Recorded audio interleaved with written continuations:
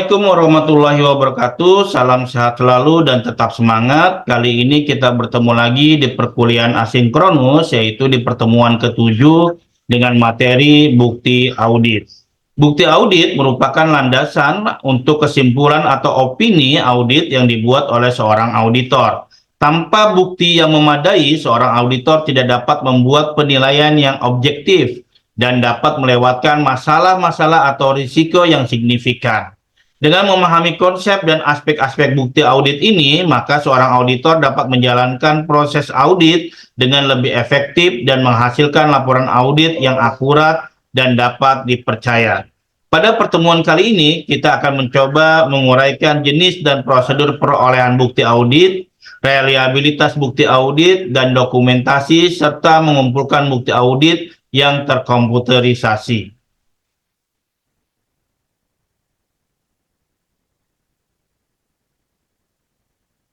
Oke, yang pertama adalah jenis bukti audit. Bukti atau eviden itu sendiri adalah segala hal yang dapat membuat seseorang meyakini bahwa fakta proposisi atau asersi tersebut benar atau salah. Sedangkan bukti audit atau audit eviden adalah seluruh informasi yang digunakan oleh auditor dalam mengambil sejumlah kesimpulan sebagai dasar bagi opini audit. Bukti audit termasuk sejumlah catatan akuntansi dan informasi lainnya yang mendasari adanya laporan keuangan. Kalau kita lihat dari definisi ini bahwa bukti audit itu sangat penting karena sebagai dasar atau kesimpulan bagi opini audit.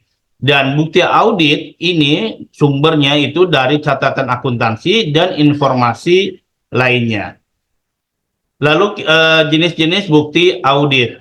Menurut standar auditing atau SA 500 paragraf A2 itu ada 7 cara memperoleh bukti audit. Yang pertama adalah inspection, yang kedua confirmation, yang ketiga adalah client inquiry, yang keempat adalah analytical procedure, yang kelima adalah recalculation, yang keenam adalah reperformance, dan yang terakhir adalah observation. Oke, selanjutnya adalah prosedur perolehan bukti audit. Kita akan bahas satu persatu mengenai bagaimana seorang auditor memperoleh bukti audit. Yang pertama adalah inspection atau inspeksi, yaitu pemeriksaan atas catatan atau dokumen baik internal maupun eksternal dalam bentuk kertas atau elektronik atau media lain. Atau juga inspeksi dapat juga dilakukan dengan pemeriksaan fisik atas suatu aset. Dari definisi ini kita dapat lihat bahwa inspeksi itu dapat dilakukan atas dokumentasi dan pemeriksaan fisik.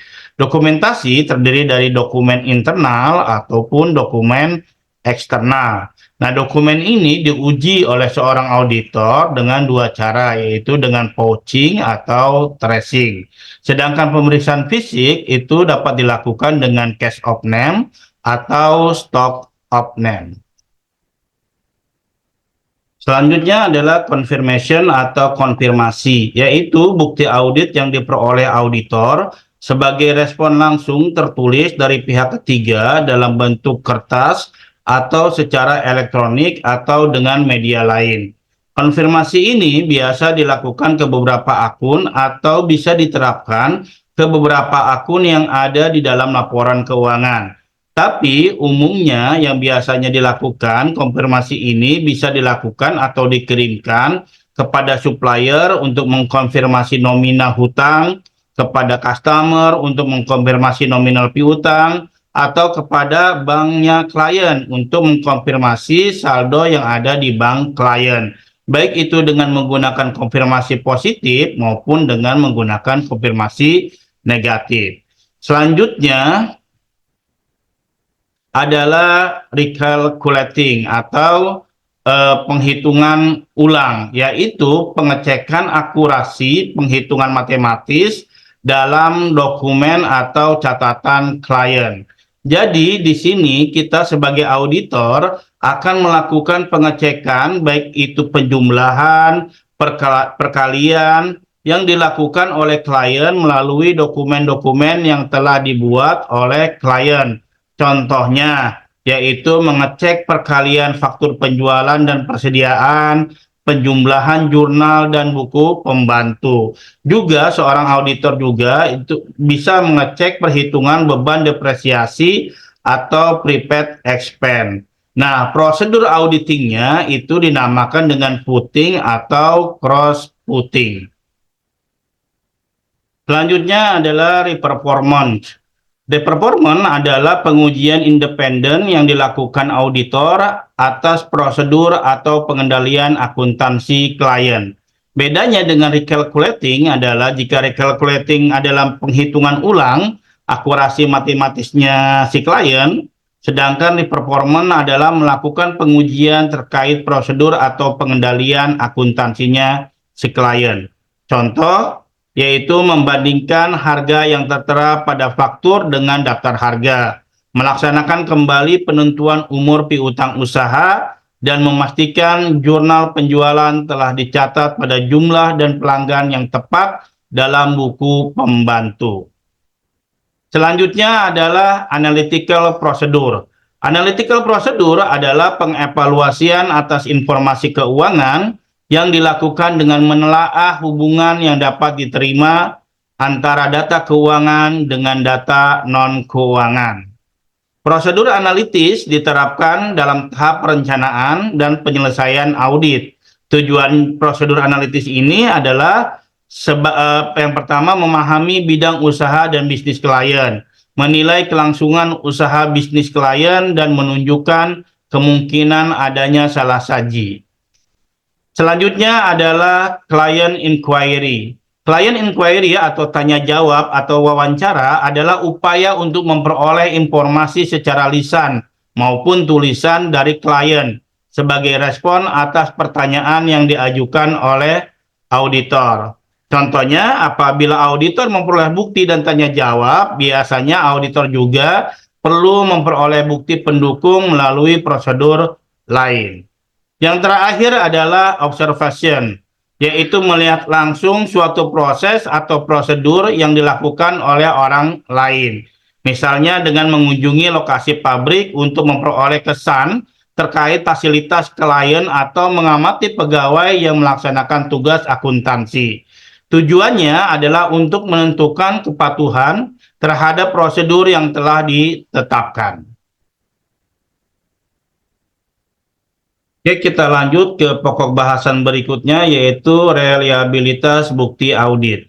Ada 6 karakteristik reliabilitas dari bukti audit, yaitu diantaranya yang pertama, independensi penyedia bukti, yaitu bukti yang dihasilkan dari sumber luar perusahaan lebih dapat diandalkan. Yang kedua adalah efektivitas pengendalian internal klien, yaitu bukti audit dapat diandalkan jika pengendalian internal dari klien efektif. Yang ketiga adalah pengetahuan langsung auditor, yaitu bukti audit yang diperoleh langsung dari auditor melalui pemeriksaan fisik, observasi, penghitungan ulang, dan inspeksi akan lebih bisa diandalkan. Yang keempat adalah kualifikasi individu yang menyediakan informasi. Yang kelima adalah tingkat objektivitas, dan yang terakhir adalah ketepatan waktu.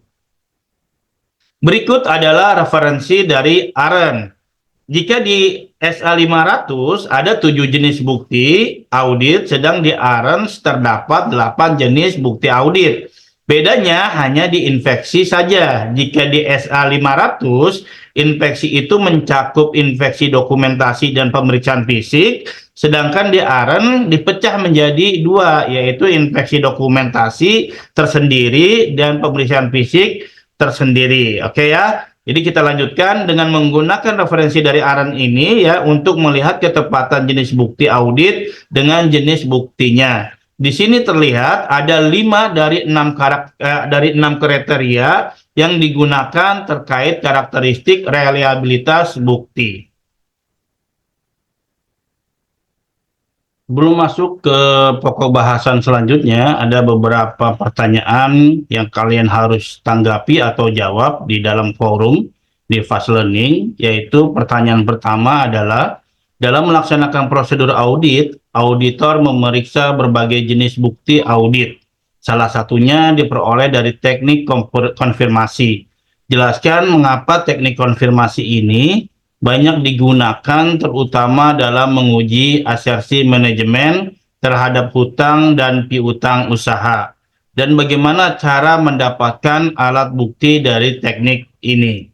Yang kedua, pertanyaan kedua adalah apa yang dimaksud dengan konfirmasi positif dan apa yang dimaksud dengan konfirmasi negatif, apa yang dimaksud dengan poaching dan tracing, dan apa yang dimaksud dengan putting dan cross-putting. Oke ya, itu dua pertanyaan yang kalian harus tanggapi di forum. Oke, kita lanjut ke pokok bahasan selanjutnya, yaitu dokumentasi dan mengumpulkan bukti audit yang terkomputerisasi. Sehubungan dengan adanya perkembangan teknologi informasi yang telah mempengaruhi lingkungan kerja suatu organisasi, maka terjadi peralihan sistem administrasi secara manual menjadi elektronik, sehingga secara tidak langsung menuntut para auditor untuk menggunakan teknik audit yang sesuai. Sehingga organisasi audit internal sangat perlu untuk mempertimbangkan inovasi dalam audit disebabkan adanya peralihan sumber data audit dari fisik menjadi digital, dan semakin banyaknya aplikasi teknologi informasi yang terlibat dalam proses bisnis organisasi. Dampak positif perkembangan sistem teknologi informasi telah melahirkan suatu teknik bantu audit yang nantinya sangat diharapkan dapat memudahkan pekerjaan auditor, yaitu teknik audit berbantuan komputer atau yang disebut dengan TABK. TABK ini secara sederhana adalah penggunaan komputer dalam kegiatan audit yang berguna untuk mengumpulkan dan mengevaluasi data berbentuk elektronik untuk menjadi bukti audit. Untuk dapat memperoleh dan mengevaluasi data dalam bentuk elektronik, seorang auditor harus mengetahui teknik-teknik untuk mengakses dan menganalisa data elektronik yang disebut dengan teknik audit berbantuan komputer. Penerapan TABK bagi auditor atau pengguna akan terlaksana dengan baik apabila didukung dengan satu, persepsi pengguna terhadap kemudahan dalam menggunakan TABK.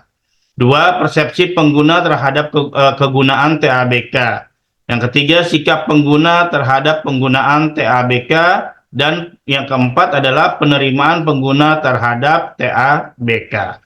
Penentuan teknik pengambilan data yang akan digunakan auditor dapat mengacu pada hasil dari fase pertama, yakni penentuan ruang lingkup audit sistem informasi. Semakin tinggi ruang lingkup sistem informasi organisasi, maka diperlukan variasi teknik pengambilan data yang cukup agar hasil analisis audit sistem informasi dapat mendapatkan hasil yang maksimal dan relevan dengan kondisi suatu organisasi.